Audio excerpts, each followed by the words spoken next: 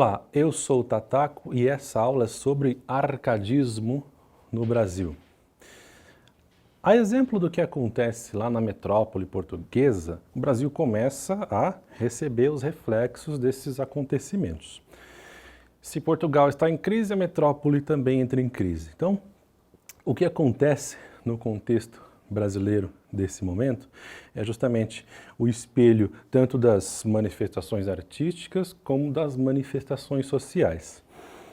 Portugal entra em crise por conta de uma série de fatores que vem acontecendo lá desde o século XVI. Há a questão aqui também da crise do mercado de açúcar e o governo português realmente não sabe o que fazer. Quando acontece um milagre, é descoberto ouro nas Minas Gerais. Então esse centro econômico do Nordeste, lá com os engenhos de cana-de-açúcar, passa a ser em Minas. Muito por conta disso, o barroco mineiro é muito forte, muito potente devido a esse fato. Mas a gente pode dizer que o arcadismo brasileiro, a exemplo do que aconteceu no barroco, é de fato uma literatura em que os autores começam a se preocupar com os problemas nacionais. A fim de suavizar os problemas da crise em que se meteu, Portugal começou a cobrar altos impostos das províncias e dos governadores e dos cidadãos. Isso gerou sérias revoltas. Uma delas, a Inconfidência Mineira, no qual diversos intelectuais e artistas da época se envolveram. Os atos de Marquês de Pombal, lá em Portugal, também refletem aqui. Quando o Marquês de Pombal decreta que não haverá mais relações com a igreja, isso é um problema para o Brasil, porque os padres jesuítas aqui são os verdadeiros organizadores da sociedade. Uma vez que nos aldeamentos elaborados ali pela catequização, é que se fundavam vilas, cidades e etc. Marquês de Pombal também baixa um decreto dizendo que seria proibido agora ensinar a língua tupi, língua conhecida na época como língua brasílica, que era a língua que os padres usavam, a língua indígena, para difundir aí os ideais cristãos. Só que nesse exercício de usar essa língua indígena, essa língua acabou sendo a língua quase oficial do Brasil. Até esse século XVIII, falava-se mais tupi do que português. E isso era um absurdo para o Império Português, a sua colônia mais importante, falar a língua de índio, falar a língua de gentil. Uma curiosidade é que esse decreto do Pombal, ele está vigorando ainda hoje, lá na Câmara. Claro que o decreto de 300 anos atrás não faz diferença, mas ele não foi revogado ainda, né? Então a proibição do Pombal ainda vale aqui no Brasil.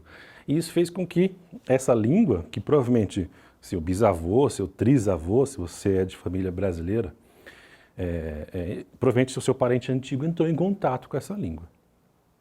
O português brasileiro é bastante influenciado por esse idioma, mas esse idioma morreu por conta desse decreto do Marquês de Pombal. Ele ainda é falado lá no extremo norte do Brasil, num lugar conhecido como a cabeça do cachorro. Essa língua hoje é conhecida como Nhengatu, que é a língua boa, língua para todos, né? Língua fácil de falar, que é uma mistura aí entre o português e o tupi, uma língua brasileira de fato que nasceu aqui.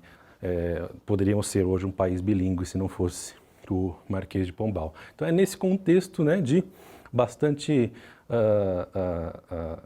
intensidade política que esses poetas vão aparecer. Esses poetas árcades que vão seguir as regras do modelo árcade que é importado lá da Europa.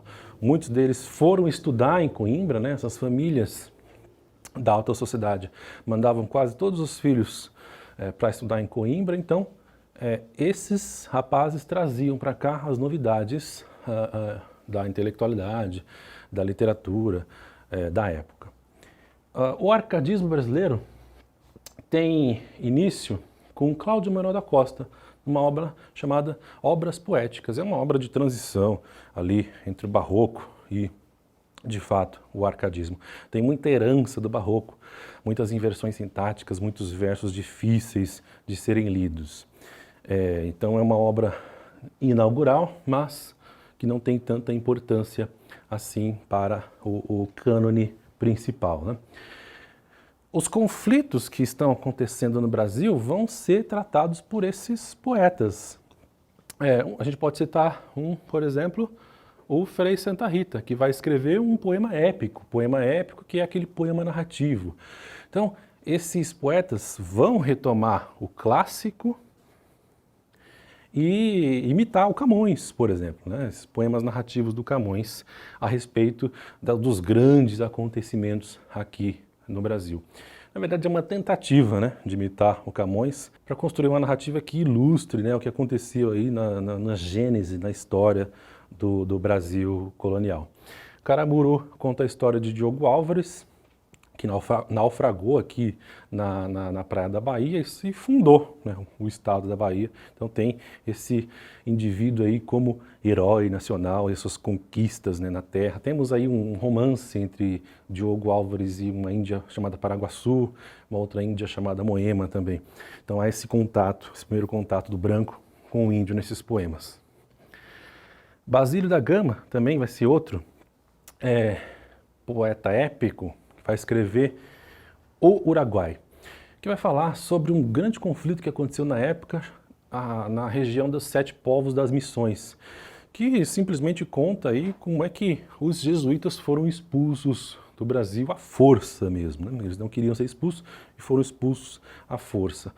Muitos desses poemas aqui se posicionavam ou a favor do Marquês de Pombal ou contra, né, o Marquês de Pombal ali na época. Embora a maioria desses poetas tenham sido perseguidos pelo envolvimento com a Inconfidência Mineira, né? Outro poeta que a gente pode citar é um que vai seguir as regras do arcadismo. Quais regras? Os tópicos, né? Os lugares comuns ali que nós vemos na poesia Árcade. O carpe diem, carpir o dia, aproveitar o dia, né? Essa perspectiva de fugir da cidade e ir para o campo. O aurea mediocritas, que é essa aura média, né? Essa falta de excesso que a gente vê lá no barroco em relação ao ouro, em relação à burguesia. Nada de excessos aqui no arcadismo. Fugere urbem, é fugir da cidade. Há já uma urbanização tímida, mas há no Brasil. Temos o locus amoenos, que é a busca por esse lugar ameno, no campo principalmente, esse lugar sem excessos. O inutilia truncati, que é cortar o inútil. Cortar o inútil do quê? Do barroco. Cortar os excessos do barroco. Então essa poesia é uma poesia mais simples, a poesia do Tomás Antônio Gonzaga. Ele vai escrever esse livro chamado Liras de Marília de Dirceu. Marília é um nome muito comum entre os poetas árcades para se referir à sua amada, à sua pastora. Liras, a gente lembra de lírica, né? A lira, aquela música cantada, né? O poetinha aqui cantando, tocando, né? Mas esses poemas não são para serem cantados, são para serem lidos mesmo. Então a gente vai ver um sentimento bastante profundo aí de amor de Dirceu em relação à sua Marília. São poemas líricos, diferente desses poemas aqui que são épicos, né? No entanto, Tomás Antônio Gonzaga, ele é preso por ser acusado de envolvimento com a Inconfidência Mineira. Então as suas liras, elas se dividem em duas partes. A primeira parte é aquela regrada às características aqui do arcadismo. Já a segunda parte é uma parte mais triste, né? Porque ele está lá no exílio. É uma parte em que ele demonstra uma sentimentalidade, uma subjetividade e um sofrimento. Ou seja, já temos aqui uma antecipação da escola que virá a seguir, que é o romantismo. E temos a lírica satírica do Tomás Antônio Gonzaga, que são as cartas chilenas. São poemas, na verdade, que se referem aí à metrópole da Espanha e à colônia do Chile.